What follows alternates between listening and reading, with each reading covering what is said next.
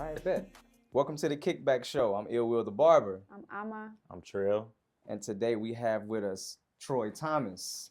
Welcome, sir. Thanks for having me. Appreciate it. Appreciate you coming out, man. Thank you. Welcome. We're going to talk about your kickback experience, All right, a little bit about you, All right, cool. what you got going on, music projects and all that. Okay, cool. All right, yeah. Troy Thomas, Yeah. you did your thing yesterday, dog. Appreciate it. No, for real. You came through. A lot of people thought you were security. That's hilarious. He did stand by the door. He did stand You right were, by the door. you You were were standing you right were. by the door. You like 6 whatever. I had a couple people come like, yo, what fam about to do with the mic? Why security got the mic? I said, yo, he is a singer. That's what's up. But as soon as you started singing, he like, yo, nah, he crazy. Mhm. He's crazy with it. That's I wild. love that. We appreciate you coming, man. Thank you. I We appreciate appreciate you. it. How was your time? It was great, honestly. That's funny because when I tend to hang out with my friends and stuff like that, we go places. I typically am like the no nonsense person until I am. Mhm. And Right. so I'm like, I get called security, or like I think we went out to the club a couple weeks ago or something like that, and some girl walked up to me. Do you work here? No, I'm standing in Does the the middle. back of my shirt say security? I'm Right. standing in the middle of the dance floor. No, What am I doing? But also was just kind of just chilling. Yeah. Oh, so you look like you might have been You know, maybe, securing some maybe, shit. maybe, a but little bit. yeah, no, it was good. I had a really great time. Good. All my peoples came out, so I appreciate them. Mhm. And you all have been like fantastic to work with, like super Gratitude. easy to communicate with. Like Yeah. it wasn't difficult. It wasn't like some other groups I've tried to do things with before. It'll be months, almost years before they get get a hold of you and figure anything out, or they just don't respond. Damn. So it's been cool, and like doing the whole independent artist thing while working full-time job and stuff like that it gets taxing. So to find people that are like, hey, no, we got you, and it's like things just kind of fall in line. So that was cool. Is that common? Gratitude. Is that common to fall under the non-communicating promoters or club owners and all that? It really just kind of depends, like based off of it's. You heard the phrase, it's not what you know, it's who you know. For sure. And that holds true, especially as an independent artist.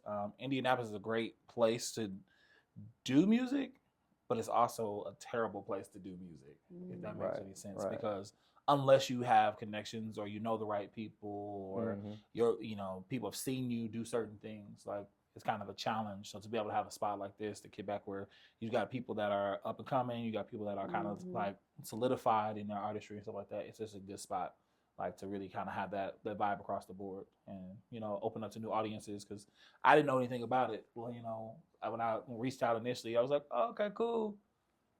I don't know, like this is cool. This seems like a little dope thing. And then the next thing, I'm like, oh, this is actually very fire. Like I enjoy myself, So yeah. Appreciate you, man. Appreciate that perspective. It's needed because, we can say all we want, but it really matters how y'all feel, because we really care about how y'all feel throughout the entire experience. So I appreciate you sharing that feedback. Yeah. How you come up with your set list, yo? You You high energy. So yes and no.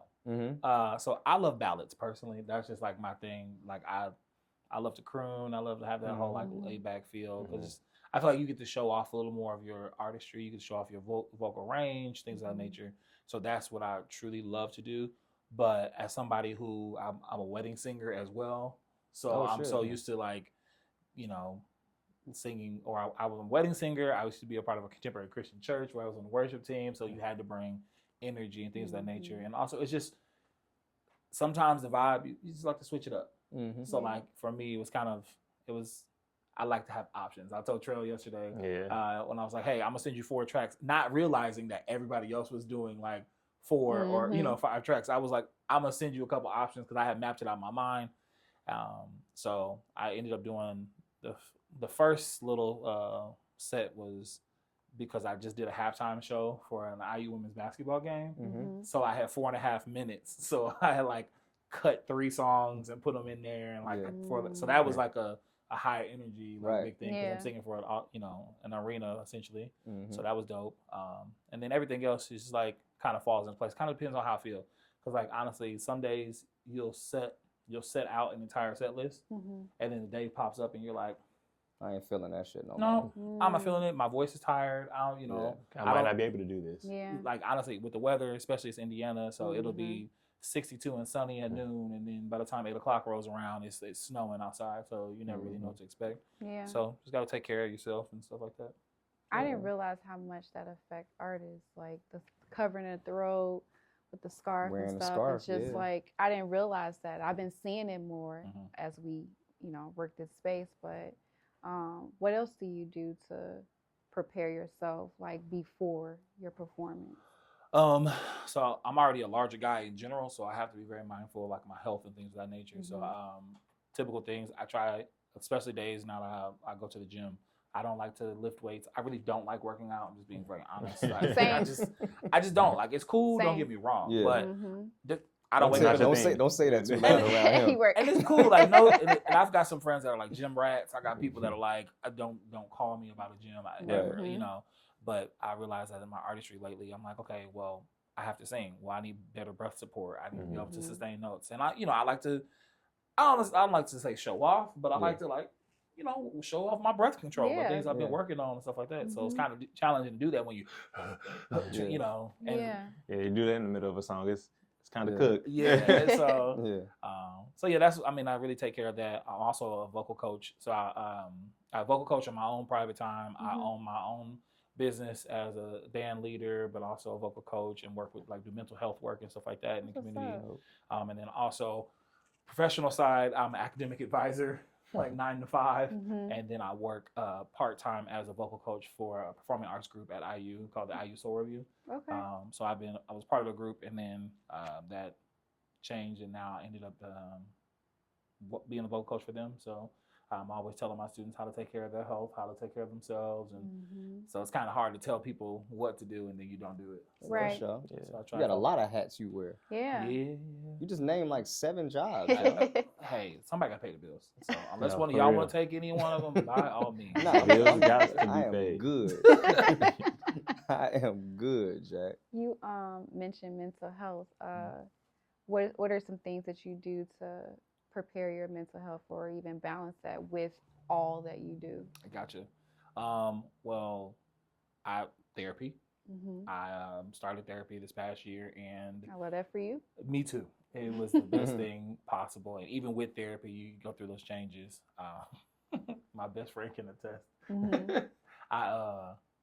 The past week and a half has been really challenging because I still had work full time, and then I had 5 individual gigs on top of work on top of that.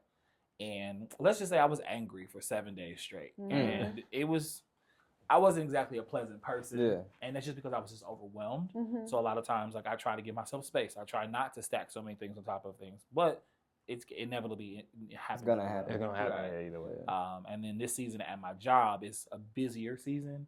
So then that on top of this, I didn't expect February and March to be as busy as it was from the performance side. Yeah. That's true, because during the winter months, typically as artists, you're trying to fight to get gigs, trying to find something to do. So to be able to say I've got things lined up and things like that has been beneficial. So yeah, I try and take care of myself from that standpoint. I hope I answered the question right. But, no, you did. Yeah. Okay. So with February, was it like Black History Month type of gigs you was getting, or just random love gigs and shit? It was a Valentine's variety, because honestly, luckily, so I had a gig on Valentine's Day that was supposed to be a wedding band thing, and that got canceled. So I was like, okay, bet I can breathe. So that gave me at least one day. But then, so you all familiar with the Jazz Kitchen? So, that's where we first saw you. Right. Okay. Yeah. So I ended up booking a gig there for their Wild Wednesdays. Okay. So I did a Luther Vandross tribute on Wednesday, the 12th. But then the day before that, I ended up getting the ability to sing the national anthem at the Pacers game, the Pacers versus the Knicks. Was that a spur of a moment thing? I've actually been working to get that gig for 3 years. Look at you. Congratulations. So very proud of you. That's what's up. That was a challenge because there's so many people, so many artists, so many groups and things like that. And literally it's one of those things where you just kind of not to be like a pain, but I definitely was emailing him like, hey, Yeah. it's me again. I'm following up. Don't Look forget what about Following up the Right. follow up that I Yeah. followed up last time. Oh, if I showed you the email thread, you'd be like, okay, sir, this You might was be wilding. Good. But I wasn't rude or anything like that. And he's a great guy as far as like being his team and everything. Like they took care of me when I got there and stuff like that. So it was a fantastic opportunity. So it was cool. So those are two main gigs. But the Luther Vandross had to have practice for that. Mhm. And then right after that, I had to go sing in South Bend because I'm from South Bend Right. originally. Okay. But I did a Motown tribute show there with some That's folks dope. as well. So did a couple songs, and so just to travel back and forth and all that stuff literally happened like in the same week. Yeah. My So- boy is cooking. And you He did said he it. was overwhelmed. Yeah, that's it. Yeah, I'm overwhelmed listening to it. Shit. You did it though. Now you got a breather. I this do week? actually. Okay, good. See? So after yesterday, thank y'all. It was Mhm. fantastic. Now I can just focus on work and then my part-time job for a couple weeks. Good. Yeah. And we get right back into it. Yeah. So, See? You You can't got let it, this. can't take too much time off from the music. Yeah. no, Gotta no. keep rolling. That's what you wanted.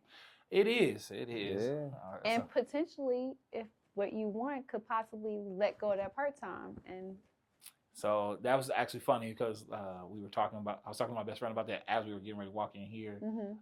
Just as far as like, if I could find the financial support to do these type of things, when you can find the facts. There you go. So it's just figuring out the timing and all that stuff and what that looks like because bills still be billing and life. Adulting is ghetto. I don't care what I anybody swear says. it is. Like It's the worst shit ever, yo. we rush to do what? Why? Nothing. What are you I just want to go home and like play the game or Yes. sleep or something like that Yeah. and get You, paid. you can't. Right. It's you over can't. for that. Living on Earth. We ain't gonna free, figure out which the is cheat crazy. code somehow. When y'all do, please let me know. I got Lock you. me in with that because it's now. But yeah, so that's just in a nutshell kind of how my life is. That boy hustling and bustling. Mm-hmm. That's a lot, yo. Yeah. I'm trying to get like that. No, don't. He said, "Don't. Find Do you, not find like you one what or two I things do." that you can do and just be, Let me give you some juice, yo. You You know what? That sounds you great. need a part. breather. No, giving him You need a breather. I ain't gonna lie, giving him a cup empty with no place to put it. So he interviewing with an empty cup. I was thinking about it as he doing it. I was like this. I mean, it would look kind of cool if something was in it, but it looked weird when It it's look a nothing in little your crazy. cup. Like, why he got this empty cup, yo? I gotta. I got you, yo. I appreciate it. Today's episode is brought to you in part by Elevate Your Vibe. Today we have Apple. I could just take this out. Did you have any juice yesterday? I did not actually. You so- didn't? Mm. Oh man. I It's gotta- sold out. No, I gotta switch. I don't. You talk about regimens and stuff like that. Okay, So I'm one of I those see. people. I can't drink. Oh, I can't drink or do anything like Yeah, that before your because performance. it just doesn't work out that way. Makes sense. So I love my bad, that. my little mic. What flavor is this, by the way? Apple. It's apple. Pineapple, apple, and dates. Okay. I You got get some different shit though. Of course. Yeah, I got a little bathing. you Got a little bathing should grape have and switched some with other me. shit. Huh? You should have switched with me because I don't think I can finish it. You good? Got my Yeah, I'm Okay, good. My cool. bad about that. yeah, busting. Bussin'. Yeah. I can definitely. Yeah, that's nice. All right. Well, I got a question for you too, Troy. What's up? So I know I seen your setup, Mhm. and you ended off with the song that you wrote yourself. Yes. How many songs do you have written or / have you performed for yourself before? Okay, that's a trick question. So I have probably a catalog of 50 or 60 songs like that I've either written or composed or helped write, co-write or something like that. Mhm. I only have 4 songs out on social media, on media, like my individual songs. Okay. I made a goal for this year. Every month, I'm doing something to promote myself as an artist. Mm-hmm. Nice. Just because, like I said yesterday,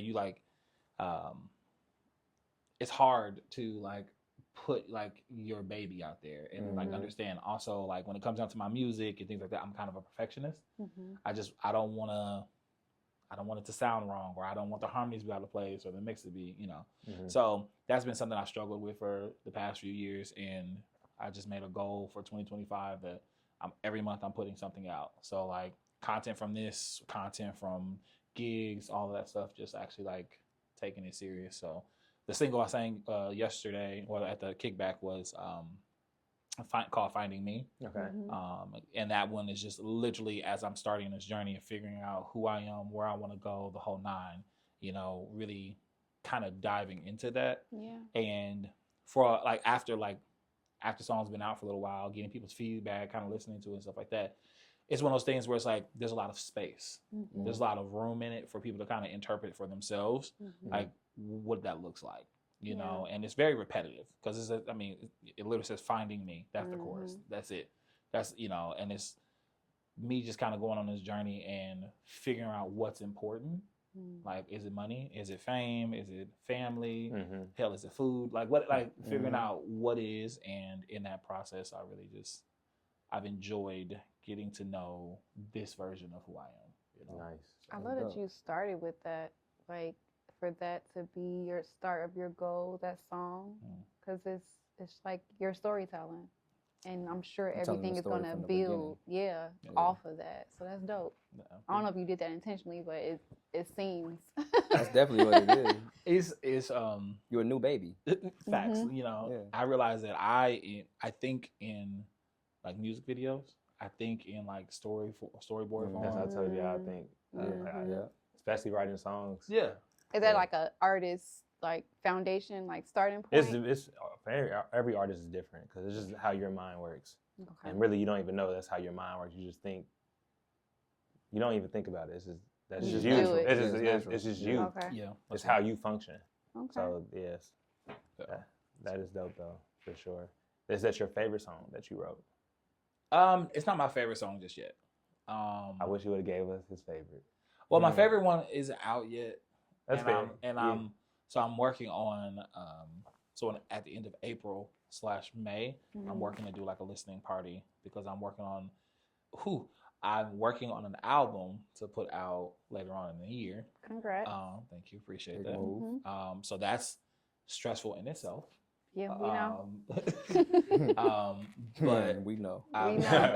We're planning one for an artist that we have. Yeah, that's dope. So you understand. Yeah, we know. And it's like I record it on one day and feel great about it, and then I go back and listen to it another day, and I'm like, nah, we gotta do this over.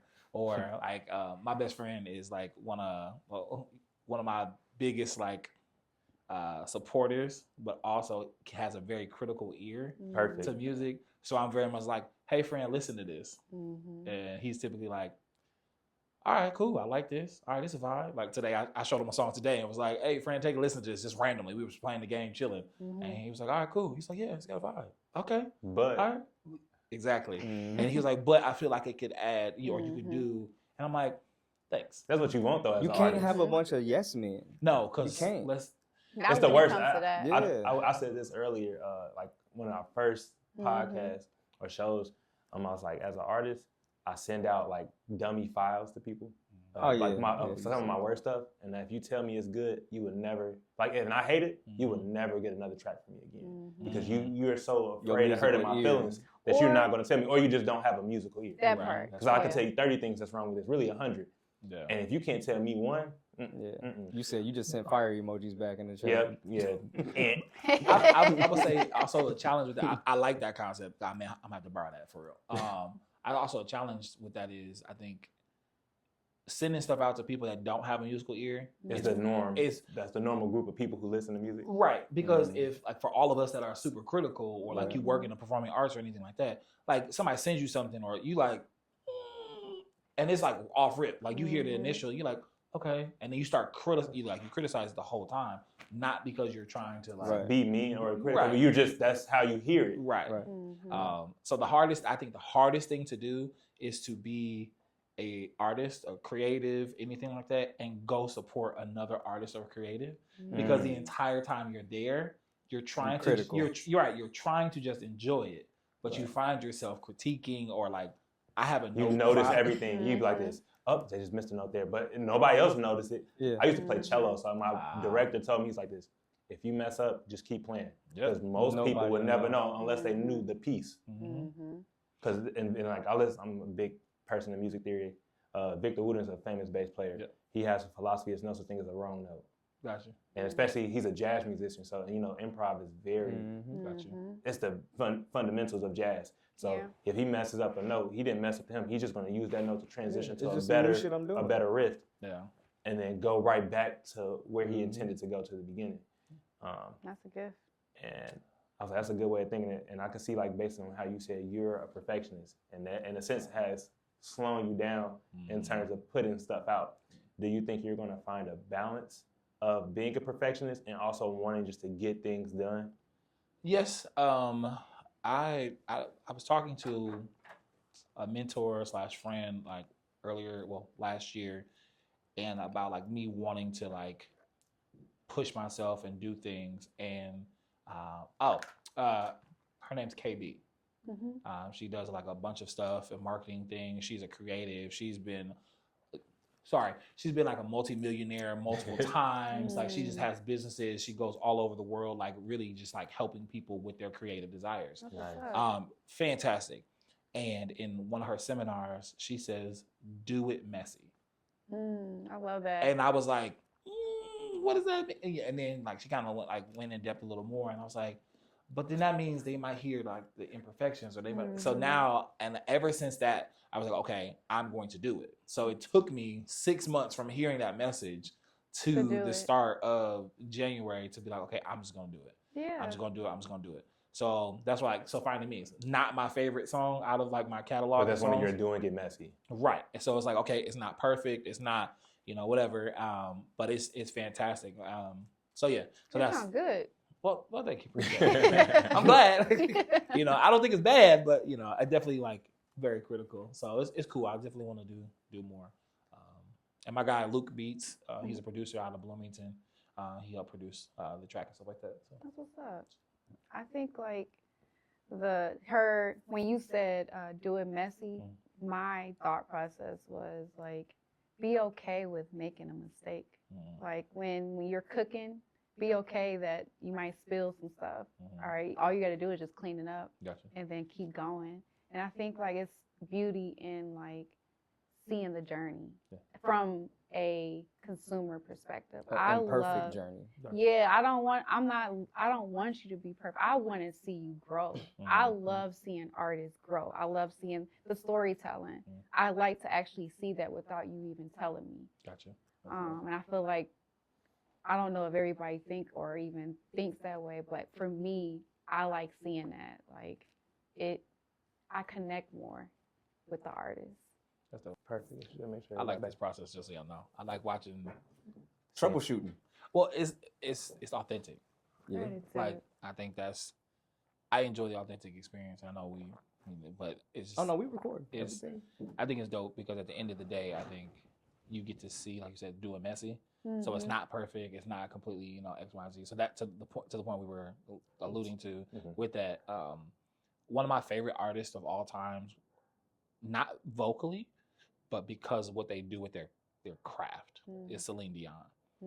So, and ironically you might enough, be the first person I ever heard that say it. She can sing her ass. No, I know that. But have y'all really listened to her? Like follow her? Exactly. So the thing I love about Celine Dion is she knows her instrument so well that even when she hits a note or does something that's quote unquote wrong, she knows how to navigate her voice to move. So we don't know.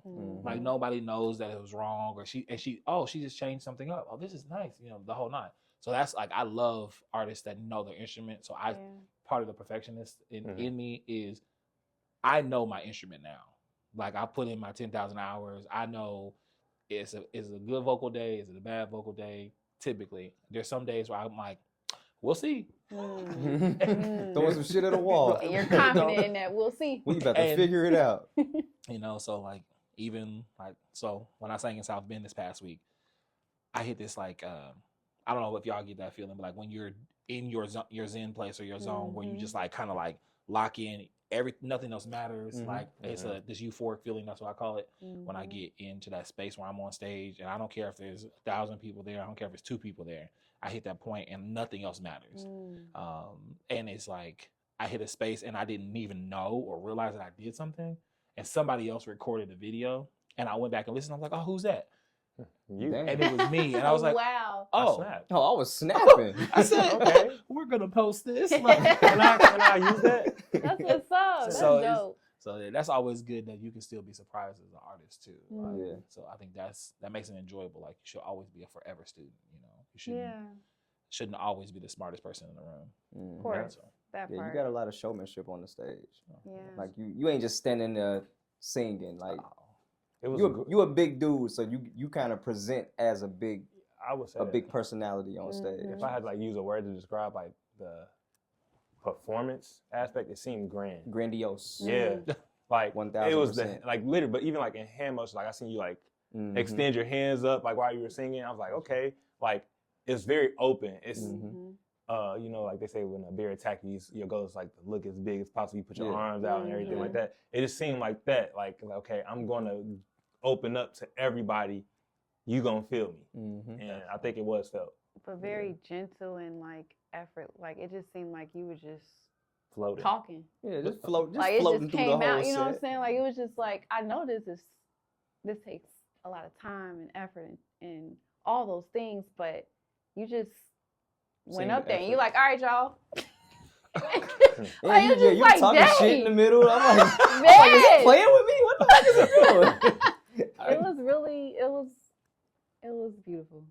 Yeah, you went crazy. Wow, appreciate that for her. No problem. Yeah, but your stage presence is big. Like, where do you get the theatrics from? Like, how do you? That's the last every time. I don't know. It's weird because like, so my mom. So I didn't know until like I got a little bit older. So my mom sang in church choir and stuff like that growing up. So that's why I started like at church. And I don't care what anybody says. If you grew up in a black church, you grew up around somebody that was dramatic all the time. Like shouting something, any like demonstrative, whatever. Like my our first lady growing up, she was like, if I could swing from the chandelier, I would do it. And I was like, I don't think they support that. Like we shouldn't do that. But she was just that type of a personality. So I learned a lot of like my stage presence from like my church upbringing and things like that. Then in high school, I was like in show choir, and then when I went to college, like the performing arts group I told you about, I ended up being a part of that. So just learned a lot about the craft and things. I've always just been a high energy person and just kind of like enjoyed that aspect of it. Because let's be honest, like I enjoy flat foot singing, right? Like Jennifer Hudson, Aretha Franklin, people that just like walk out on stage, Fantasia, just sit, they take them shoes off, flat foot singing. I enjoy that. But I also do appreciate Beyonce and like all the people like Rihanna's and all that stuff that give you all that stuff, because it's like, oh, dang, like my favorite female artist of all time, hands down, vocal performance, hands down, stage performance, Patti Labelle. And you got to meet her. And I did get to meet her. And you killed that. You killed it. If you saw if you were there and you saw me, I looked like a big old kid at the candy store. Nervous? No, excited. Just excited. I was so excited because Patti LaBelle was my mom's favorite artist. Like, If Only You Knew is not one of my favorite songs to ever sing, you know, type vibe. And yeah, just to be on stage with her and share the space, it was great. And then like to acknowledge her and for her to acknowledge me back, I was like, yep. So that's been my profile picture for about a year and a half. So. Period. Keep it. That's fine. That's your dream. And like when you experienced that moment, at what point did you realize, damn, I manifested this? Like I'm here. Like I made it. This is real. Nigga, we made it. Honestly, it probably that moment hit me prior to me getting on stage with her. So she was in Brown County, Indiana, about 20 minutes from where I lived. And so I got there, went to the show with a friend, Mia. She shoots, if you need photography, videography. She's also dope as well. But we went to the show, sitting in front of like, I got VIP tickets, front row, the whole night. I was like, I'm doing this. We're doing this experience. We're gonna do it right. If I'm gonna do it, I'm gonna do it, right? That part. And then she told me that sometimes she has people come on stage, and I was like, okay, cool. You know, excited, whatever, not thinking that it's gonna be me, mind you. But then one of our background vocalists, his name's Aaron, he saw me like singing our songs, like dancing, like enjoying the entire experience. And he said, mouthed to me, he was like, when it comes time, come on stage. I'm like, so you want me to come meet Patti LaBelle? Right. Me? Okay. Like I'm thinking I'm about to like right now? Like, Yeah. So at the end of her show, she invites people up on the stage or whatever. And then he was like, this is the time, come up here. I said, okay. So if you watch the No video, nerves at all. No. I just sprinted on stage and started jumping around like I just won $1 million because it's Patti LaBelle. Yes. Like literally like a living legend in, in the music industry. And so, so then got to go up there, do my little ditty and stuff like that. I think I may have scared her a little bit. I don't think you did. I don't think she was expecting. Like, I think you, if anything, shocked. Like, oh yeah, that makes sense. This nigga can yeah, because sing. I'm like, oh shit. Y'all I posted it on the story. But like I watched the full thing. I'm like, this was dope. Oh yeah, I had a great time. I can only imagine how it was. I wish you had more, like the after effects, like coming down and your friends saying something. I've got some of that stuff. I had to let you see some of it, but it was cool. Like, and it was weird because there are so many people in the community from Bloomington that went to the show, and because I've been in Bloomington for so long, people know that music is what I do. So there were so many random people that just happened to be in the room that were like, I saw you sing with Patti LaBelle. Here's a video from my angle. Here's a video from my angle. So I'm like I had like a compilation video of like all of other people's videos and stuff like that. I was like, oh, content, free content. Yeah. So I was like, so it still gives me chills. Like I'm excited to like think about that moment because I'm also waiting for her to call me so I can go into it. There you go. For and sure, Patti. Quit playing. Quit playing. I'm ready. Let me know. Yes. That was your audition. For real. That was the audition. That's dope, that was it. That's fire. What you got coming up? A break. Period. So much needed break. Summertime. Oh, summer now. That's different. During the summer, so like I said, I do like a bunch of wedding band things of that nature. So in March and April, I'm working with the Soul Review. We've got a couple shows and things like that for our students.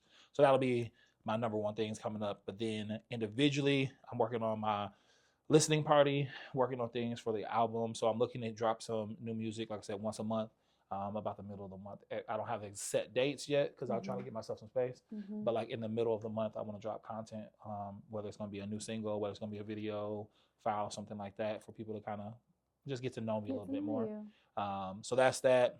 So you can at least expect, what month is this? February. So you can at least expect 10 more, songs or videos coming out each month. So you're doing new music, not the 50 that you got in the tuck already. Right. So it's a combination. So I'm going through some of the old music and figuring out, do I really want to put this on it? Do I like it? Whatever. Fine tuning it. Again, meeting new people, things like that. So like just allowing space for me to be the creative that I really am. So that'll be what this focus is for this year. During the summer, I'll be doing like wedding band stuff, but then also like I said, the new music album, and then working on Christmas album simultaneously as well. So how does one get into being a wedding singer? The same way you Wasn't that a Wedding movie? Crasher. Wedding Crasher was the movie. Mm. Wedding Singer was a movie too, right? the wedding The singer? Wedding Singer. Yeah, I was gonna say, I think so. Wasn't that Adam's? Yeah, I think One it's of them Adam. white dudes.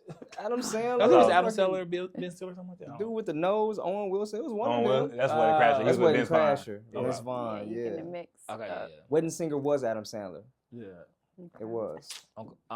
Honestly, I was performing with a jazz band. So I did that for almost 10 years. And while I was performing with them, one of my friends she works for a company and we're based out of New York, I guess, or wherever they are. I just work for them. And people heard about me singing and stuff like that. So I was like, hey, y'all got any openings? And like, yeah, we're looking for male vocalists. So it was, again, kind of like who you know, not what you know type thing. And then I've been doing that for a couple of years now. So that's been fun, gigging pretty regularly. So my summers, I think my first year I did 45 weddings. In what? Gosh. In the year? In the season? Yeah. That's what's up. So that was, damn. So some of those weeks were definitely like 2 to 3 weddings a weekend. So that was just that company. That wasn't like the jazz band. That wasn't like Everything work else. stuff. That's what's up. But yeah, and I got my own band and stuff like that. I'm headlining a Juneteenth celebration in Bloomington. Okay. Yeah, check that out. It's True Music Group or truemusic.com. That's TRUMUSIQ. If you can't tell, I'm used to spelling it. People always get confused. So yeah, just True Music, and my dates and stuff like that will be on the calendar. Dude, we went to, what was it, 4 weddings in a season? Yeah, it was a few years ago. I was exhausted. And I was tired as shit. I'm like, yeah, it was a wedding like every 3 weeks for the summer. Yeah. You did 45 and you had to work. Yes. And because of my personality, I end up emceeing those weddings as well. Oh, so God. those days, those can be long days. I mean, the money is good for what it is. But it also makes a long day because, I mean, when you think about it, that's like 7-8 hours of your day you spend celebrating somebody else every weekend. So there's nothing wrong with it. That sounds great. Nah, but I mean, it do celebrating somebody else. Damn. That's perspective for your ass right there. So so that was one of those times where it's like challenging to be a creative. Yeah. Because like I want to create for myself, but I have to focus so much of my energy on giving everybody else. So then by the time you get home, you're like, I'm tired. I'm going to sleep. Yeah. So how do you decompress other than like therapy and? I had a lot of phone calls with my best friend. The vent sessions. Yeah, oh yeah, for sure. And I love our dynamic because we're the type of friends where we don't argue very often, but if we do argue, it's not like a full blown like argument type vibe. It's more so like a discussion. Like this irritated me. Well, it irritated me too. Want to get some food? All right, cool. Like it's just one of those things. So it's disagreement. No, that's a clip on Lean on Me. Oh, remember when Joe Clark and Homeboy, he had just told him like, yo, you can't be doing this shit. Like you fucking up. And Joe was like, all right, but fuck you too. And then dude walked out the door. He looked back at him. He like, yo, let's go get some food. Joe was like, man, what? You something else. That's the same exact thing. It's the same dynamic. Like, we gonna argue, but nigga, we about to go get some food. Right. We're gonna get some food after this. Cause we still cool though. We still cool. Like, I mean, all love. Ultimately, nigga, you my friend for a reason. Yeah. That's what's up, man. How long y'all been boys?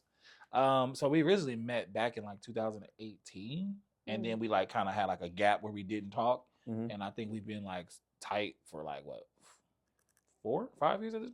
2020 basically, the COVID time. COVID did it.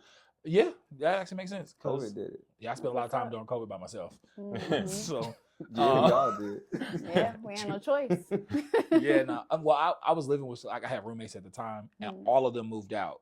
Nice. So it was just me during like that whole year of COVID. I was literally by myself, like in the apartment, and like I had friends in the city that I would go see, but I always just end up back at the crib. So we ended up like talking and kicking it one day, and I was like, "You're not bad. Okay, cool. Pretty cool dude. Hey, you want to do this? You want to hang out again?" And then here we are. So that's what's up. That's what's up. That's beautiful. That's what's up. Yeah. That's how it goes. To be honest. Yeah. I feel like with men though, typically it is. Yeah. It's simple. Like men become best friends and don't know each other's favorite color. Like no, we don't ask the details. We don't need it. I don't need to know that. I'm not gonna. Why do I need to know that? I don't know one of my closest friends' birthday. I know when it's around, but I really don't know the date, and I just wait for him to post. And I'm like this. You gotta remind me, dude. Like, check his Facebook. But he don't post on his birthday. Right? No, they have their info. thing. No, he don't even have that. Some people you can turn it off though. So really? some people take their birthdays off. He purposely doesn't want people to know his birthday. Oh, okay. So he's that type of guy. Yeah, he make it real hard. But I'm like, hey, Paul. But yeah, that's a crazy one. But I got my dog. I just have to say, he is literally like want to be mysterious for some reason. Yeah. I don't understand. I'm like, why? Tell people your birthday. That's a lot of y'all age group dudes though. Y'all be on. But tell your friends. Shit. I got a guess. Like, tell your friends. Yeah. Cheat code. Just the next time you find out, just go through my text messages and try. Okay, that's even. But that deletes over time. No, it doesn't. It stays. So how far your phone moves slow then? No. So I'll go to. I really realized I started posting on IG. Okay. So I like DM him when he finally make the post, or if he makes the post, I'm like, this happy birthday, and then he delete the pic. And it's you talking about my cousin? Nah. Oh, I know his birthday. I'm thinking the whole time like he talking about. Nah, I could find Peyton's. Okay. Yeah, okay. Nah. It's Justin.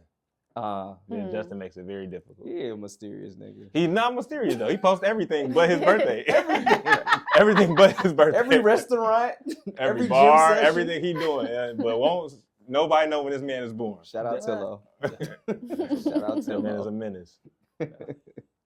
Well, just save it in your calendar and just set the real. Yeah, no, literally. I'm gonna have to do that this year because I know it's coming up April or something. Save it in his contact. You can do that. Yeah, you save it in the contacts. There you go. I got a lot of birthdays in the contacts.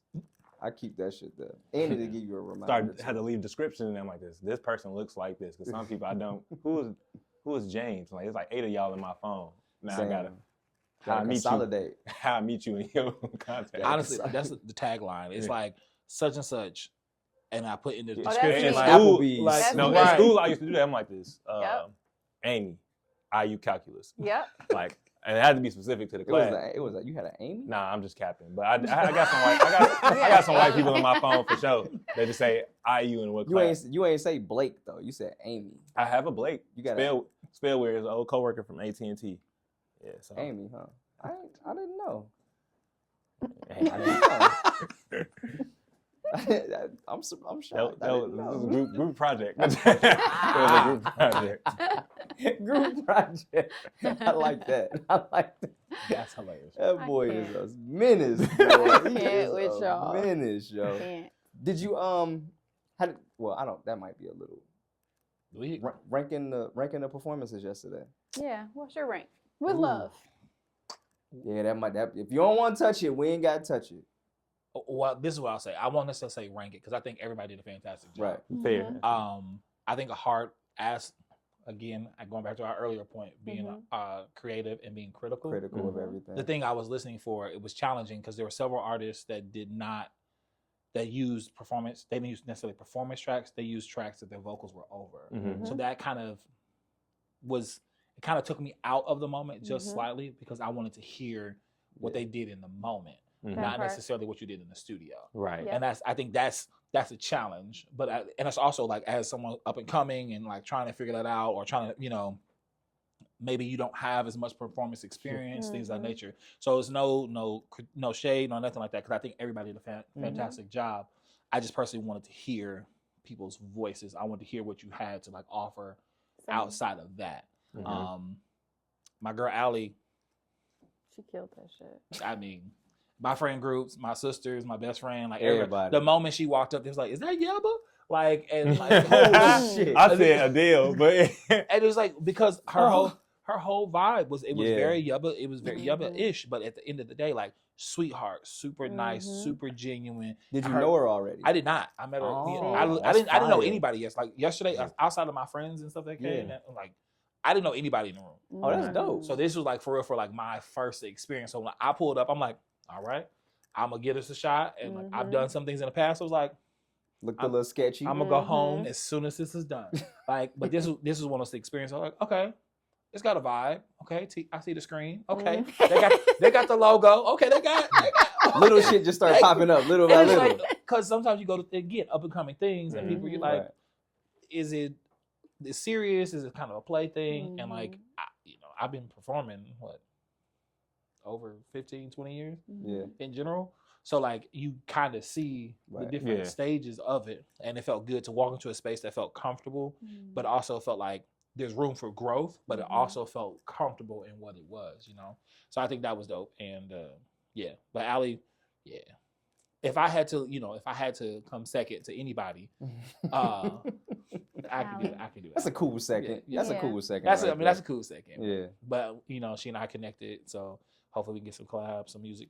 That'd be. That's what I was about to say. Fire. Was it anyone that you like after seeing everyone like, oh, we got to collab on something? Don't know how, but like just felt the urge to do that. I think everybody in there, I could see myself doing some variation of collab with, whether it's collabing, us actually working on music and like performing together, or there's some people there because as a creative, I'm a vocal coach. I'm people I would want to like work on like artist development aspect of it as well.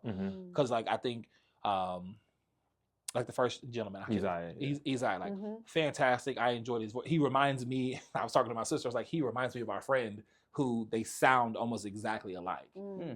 And like the inflections, the whole nine. And I was like, great. But also just want to be able to work on his like stage presence and being comfortable in this space and kind of owning, the moment. And there were several other artists that kind of like you could tell that like I enjoy this. This is something I want to get even better at. Mm-hmm. And again, if you've been doing this and things like that, so I don't mean anything negative by it. It just comes with the experience. Right. So like, I feel like getting those like 10,000 hours, things like that, that's where you learn like your craft. That's where you learn how to be comfortable in those spaces. So when you walk into the room, like I don't walk into the room to command the room because I'm trying to just be a big presence. Yeah. I do it because I'm finally confident in who I am as an artist. Yeah. So when I show up, I just want people to be like, oh, okay, cool. So if you think I'm security, by all means, great. Because now your mind is going to be surprised when... Exactly. And that's how I was like, I love that. Because it's like, oh, I thought, and you were wrong. Yeah. I love that when people have that like assumption. It's just like, oh, well, now you see me. Yeah. So, I don't know. As a big guy, I already stand out in general. But like sometimes I like to hide in plain sight. How tall are you? 6'3". So I'm tall adjacent. Yeah.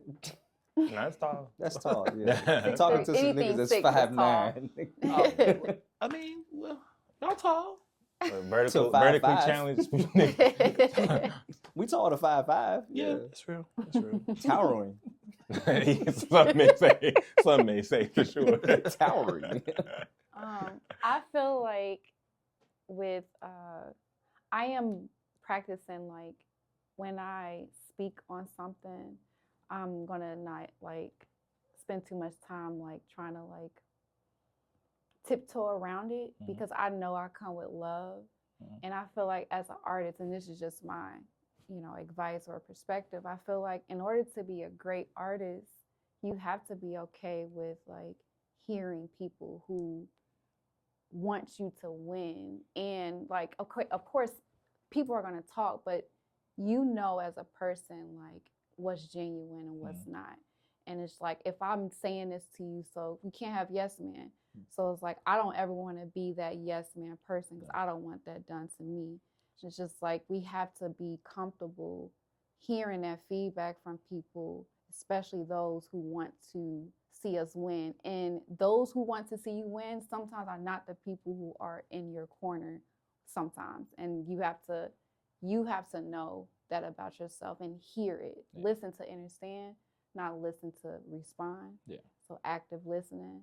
So it's just like, I don't, everything that you've said, it was, I felt like it was from love. So I don't think, if people go take it however they take it, but at the end of the day, like, I'm never gonna say nothing out here to disrespect nobody. I don't feel like we bring disrespectful people on a show, but like, y'all gotta take this if you constructive criticism is a thing. I mean, as an artist, you are a, I don't even want to say clay. You're a walking project. You're a stone. What's mold? Sculpture? Like they out of marble. Like you're a block, and then you get to form yourself. Whatever you want. But the truth is, like, you can only go so far by yourself. Somebody, and the reason I said sculpture because this shit hurts. Like you got to realize you might not be good in the aspect and have to change that. And now, that's a cut. You gotta just keep, and somebody gotta do it for you sometimes. Like, hey, you can't sculpt your back. Somebody got to do that for you. Somebody got to watch out and say, hey, like that really, I don't know if that's that great. And that's kind of like how you mentioned your friend giving you the critiques on the music. Like, hey, like this is good. I think it'll be better here. And then I know I could tell. Probably sometimes you're like, I don't agree. And that's okay. Yeah, and that's okay though. Because sometimes if you feel like, hey, because the truth is if you like it, there's at least 1,000 people who like exactly what you like. Yeah. At least.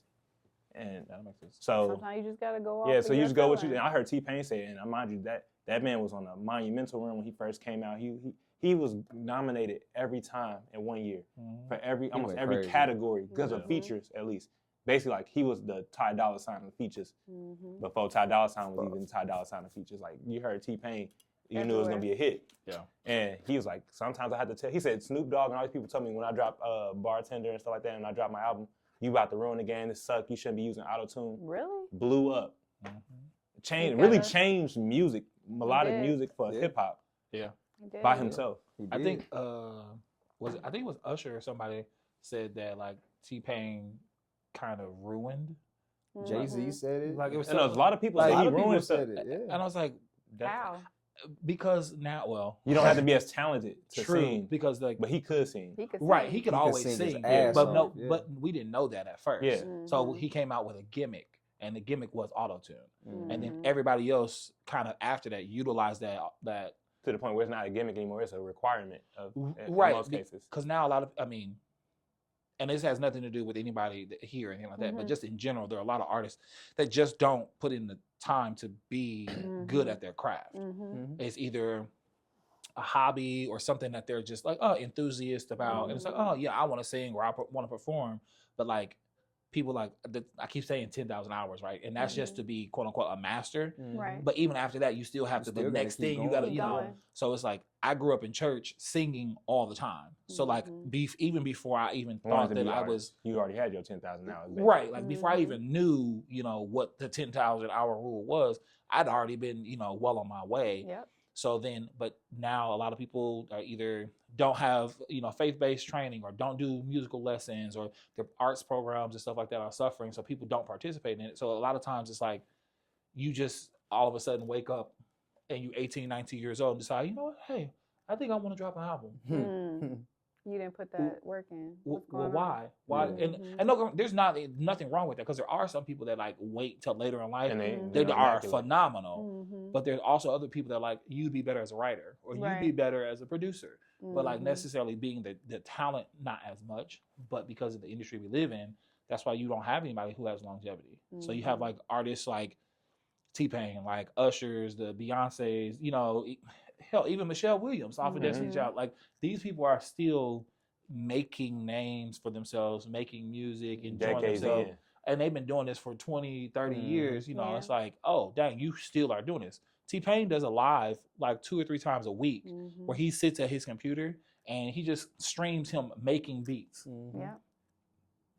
T-Pain. And he's funny. And he's hell. Like he's just like making beats, working on stuff, just doing. And it's like, dang, like this is somebody who he really doesn't have to. Yeah. Like he could just say, you know what, I'm cool off of music the rest of my life. He has some songs that definitely solidify him to be cool for the rest of his life in terms of royalties. Right. For sure. Bartender. He didn't, but I don't think he has masters on that. But I think that he's still cool now. Yeah. Because that was his first joint as a black person. He lost his money. Was fucked up. He lost all his money in terms of all that stuff, and he rebuilt himself after that, and now he cool. He said that deal was horrible. Yeah. As many people are, so that's why it's typically better to stay independent, especially right now. And the streaming, it's almost stupid to sign a deal right now, because once the label will come to you, that means you've already did all the work. You did the work already. I'm already done. At this point, I'll just hire somebody in the marketing team, and I'm just call it a rap. Because Brent Fayez did that. I don't even think Brent Fayez. Well, he might have just signed recently, like in the last 2 years, but he wasn't. He was an independent artist, basically doing analytics off of Spotify to find where he should perform at, and that was it. I think Chance is my favorite. Chance really set the precedence for independent artists. Like people had been doing the independent route for quite some time, but he was the first artist that like everyone was like after for real for a long time. I'm talking. He got mentioned by Drake in the song. He was actually he knows people. I'm pretty sure he was related to Spike Lee. His dad was the campaign manager for Obama. Chance has a lot. He's too connected. He was connected well before, but I mean, it doesn't take away from his craft. Because I watched him I went to Chicago to see him perform as like a kind of something similar to the KickBack, actually smaller, like media stuff. Like he at a library doing spoken word and stuff, and just performing songs. So I got to see him before he even. Oh, that was before he took. That's why I rock with him heavy. I actually got to see. I heard him before Acid Rap. Gotcha. I heard 10 Day, and I really heard stuff before 10 Days. So like he just that's why he's my biggest artist. That man was before he got signed. He was different. Yeah, he was different. Not too many people could do what he do, and he has a very good music ear. And also his band member like Peter Cottontail, great producer. I think he worked with Fred Hammond. He got a good ear. Having people like that around you is important. It's extremely important, especially as artists, because again, like it goes like to the performance thing. Though, I told him I was like, if you brought the live band, that would have been too. That would have been too crazy. You would have shut it down. He would have shut it down. Yeah, like I'm talking about, people might have start running in the building. Not out. Mass hysteria. Yeah, I don't know. More people from across the street. They just coming out the crib on the.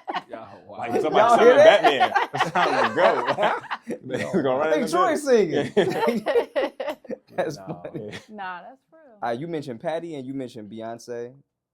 Is this your top two that you? No, he said Celine Dion. Celine Dion. Oh, Celine Dion too. So female artist, Patti LaBelle. Mm-hmm. If I'm just talking about just vocal ability, Overall. I understand. This is definitely a separation of this when it comes to that stuff like that. Overall, just to keep it consistent, is Patti. Okay. For my female vocalist. Ironically enough, my favorite male artist, Luther. No. Oh shit. No, it's not Luther. Honestly, What? I love Luther. Mm-hmm. I love Stevie Wonder. Those two are phenomenal. I hope you said. But honestly, my favorite is John Legend. Really? You know what? I'm glad you said that because I be telling people, I'm like, first off, his sales has dropped, which sucks. But he is one of the best vocalists that is so underappreciated, and he dominates his range of his vocal range. He does. Because he doesn't go too high normally. Like John Legend is a tenor. He stay right here. John Legend is not. He's like a tenor 1. Like no, literally like tenor 2. I'm sorry. Like he like baritone almost. Like he's. Yeah. What was it? The album with the roses. Mm-hmm. Tomorrow. All of Me is not even. To me, that's with that album. I hate that people think that's the best one. That's the album that he's talking about. Right. But that's one of my favorite John Legend albums. Really? Yeah. I play that. I play that straight to back. I can play a lot of songs on that one. I play it straight to back every time, and I put it on repeat. See, and the reason why I love John Legend so much is because John Legend is to, I guess you say R&B, like the Black community, as I believe, like the storytelling aspect is to country music. Because John Legend, his story, he writes a storyline. He may not be the best vocalist. He may not be the most famous individual, but like John Legend also can get up and go to the store, and some people know who he is, some people don't. Right. Like I like that aspect of life. Like you can still have some sense of normalcy, you know. But like what he does musically when he sits at the piano, and like almost every song that he writes, especially when he collabs with somebody, it is a story that you can follow and it makes sense. It's composed. It's very like not critical. Like I can't think of the word in this moment, but it's very dang it, help me. I can't think of the word. You mean like a movie? It's meaningful. Cinematic? Cinematic, but it's very meaningful, intentional. Like it's very intentional. Like he doesn't just do he's not sitting at the piano just putting chords together. Right. Everything is I know what you kind of mean now. Like everything is he's doing this. It is intentional. Like it's a whole planned out. It's another word for it, but I know exactly what you mean. And I think the intentionality of it is what makes it so great to me, and that's why I like his story. Like I saw him. He was the first R&B artist that I saw in person. Like when I was a student at IU. Again, one of those VIP ticket experience. I was the first person in line to buy tickets. I had a front row, dead center auditorium. But he came, it was just him and the piano. Nobody else. And he sold out the IU auditorium. I don't even know how many thousands of seats it fits. But it's just him and a piano. And at one point, I promise, we were singing a duet and he heard me. We made this thing work.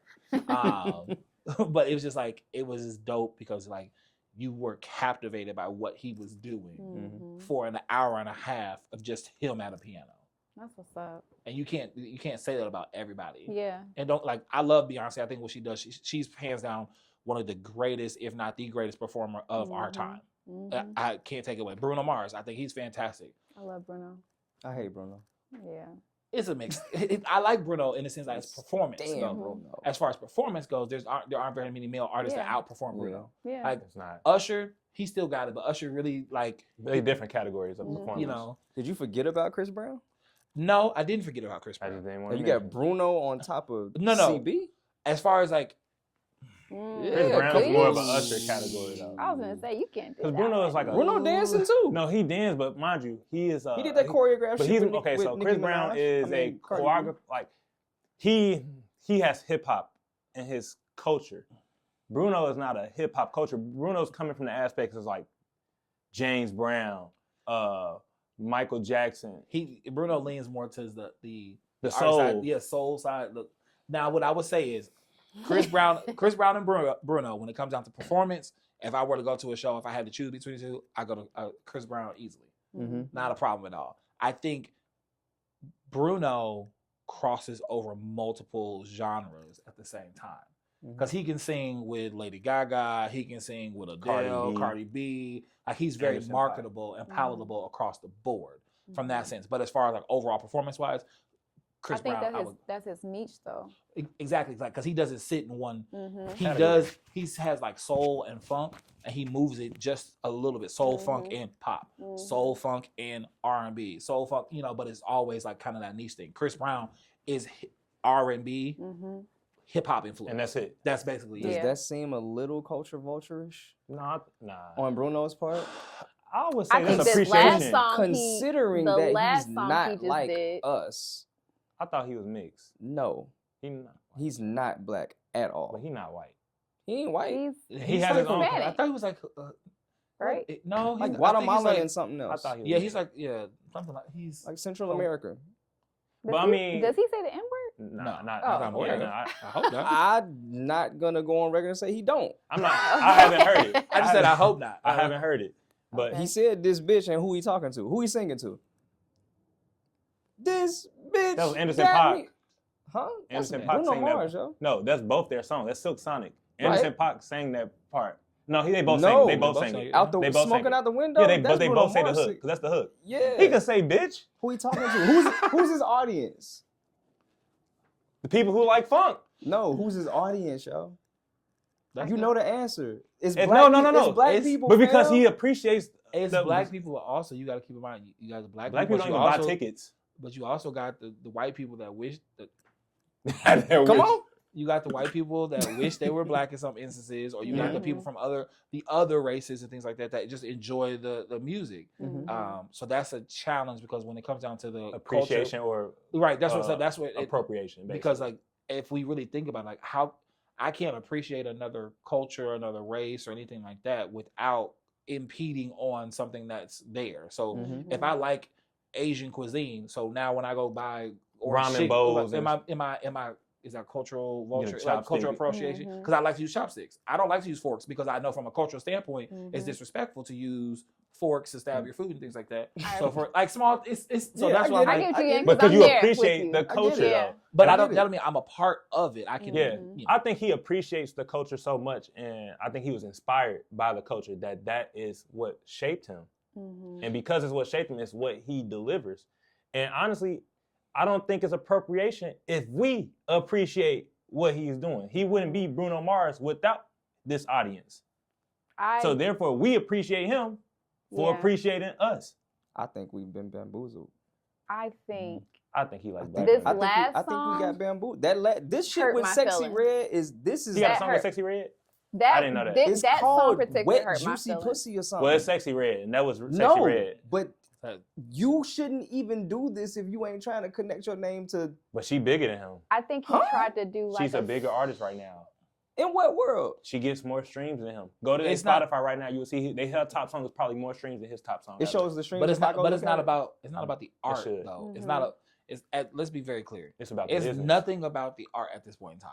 It's only about the financial gain of business. And Sexy Red is the hottest thing. It could be. He needed that turquoise, maroon next week. It was Cardi B. It was Nicki Minaj. And like whoever was the hottest, the most whatever. People are going to funnel as much money into it. Yeah. And also, Sexy Red provides enough controversy. Like if you really think about it, like just like her market in itself, like sex and controversy sells. So at the end of the day, it don't matter if they was talking about, the Lord is coming back tomorrow or something like that. Yeah. As long as it had her name attached to it, was gonna go. They were gonna do something with it. But it's just, I don't know. It's just. And he in debt, y'all. Like he's owned by Las Vegas, casino. So it's like he in debt like $50 million. No, think about it's more than 50 million. Yes, he's what? not it's like making no money. $200 million or something. Everything is going to gambling. them. So it's like he's probably doing what he has to do to. He ain't got no choice. He's selling ass. He ain't got no choice. I don't want to say that, but he ain't got no choice. That's what he doing. If you go against what you would normally do to go have a song with Sexy Red, hey, 50 million in debt, that's your life though. I'll tell you that because if you don't get it, you're gonna not make it out tomorrow. But that's for me the whole part of the music industry at this point is because everything is so money driven that like it's not about like people are like suggesting that a Beyonce is not gonna go do a full tour. She's gonna do like a residency in Vegas or something like that. what sense does that make for Beyonce to have a residency in Vegas? She's a global artist. Right. That stadium anywhere. Too. And like, but here's the thing though, and this is all right. I already know when I ask the question, and I'm gonna leave it alone. I'm all right. Who sells more, Taylor Swift or Beyonce? Taylor Swift. Why? Taylor Swift. She white. But why? The push.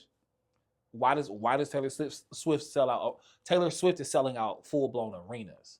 Beyonce is selling like half arenas, half stadiums, you know, stuff like that. Well, this new tour is arenas. The tour that she's doing now. But why? Beyonce. But why? To keep up with Taylor.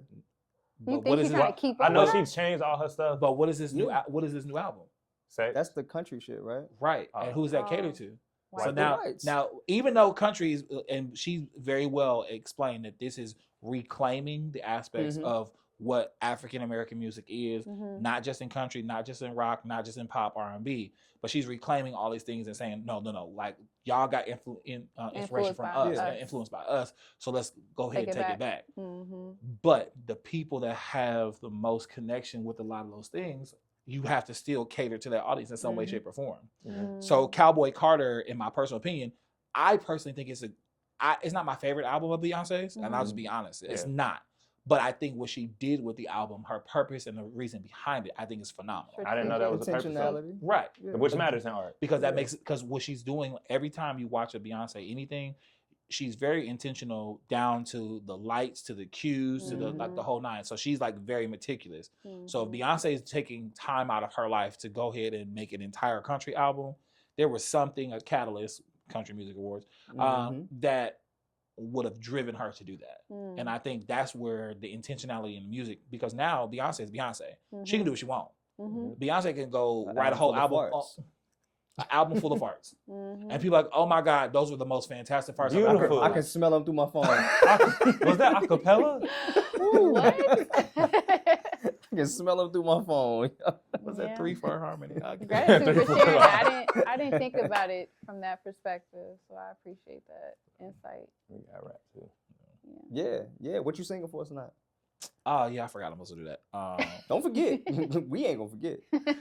Yeah, no, I was gonna do my original joint just to kind of get some more push on that. Okay, what's up?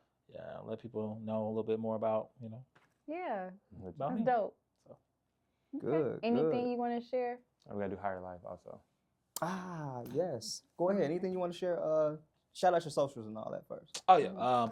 Once again, if you want to find me on social media, it is TrueMusic_4 on Instagram. On Facebook, it's just Troy T. Thomas Jr. The goal is to get all that condensed to just True Music. But if you want to find me, truemusic.com, that's the best way to go about it, and it'll connect you to all my socials. So, my man, Troy Thomas. And today's episode is brought to you in part by Higher Life. Higher Life CBD Dispensary, 1021 Virginia Avenue, located in Fountain Square. Go check them out. Tell them the KickBacks sent you. Pre-rolls, all of your smoking paraphernalia. Quality black-owned products. Check them out. KickBacks sent you. And yeah, that's it for me. Yeah. We good. Appreciate y'all. Thanks. I'm Ill Will the Barber. I'm Amma. I'm Trill. And we are out. Peace. All right. Troy, that was amazing. That was amazing. Thank y'all. Kill that. Yeah, this is Troy T, the Kickback. Thank y'all for having me. New single, Finding Me. Check it out.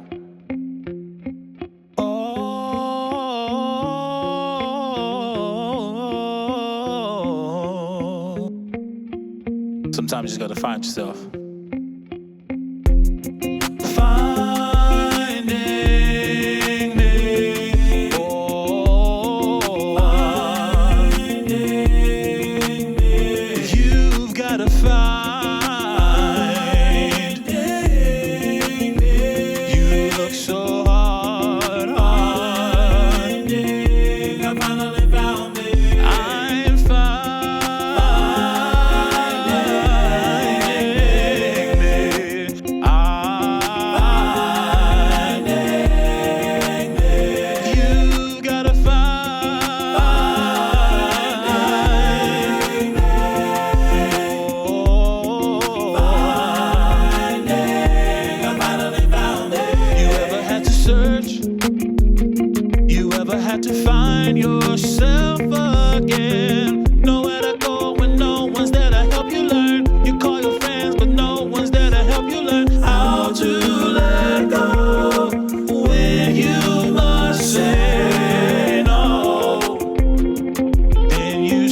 search until you find.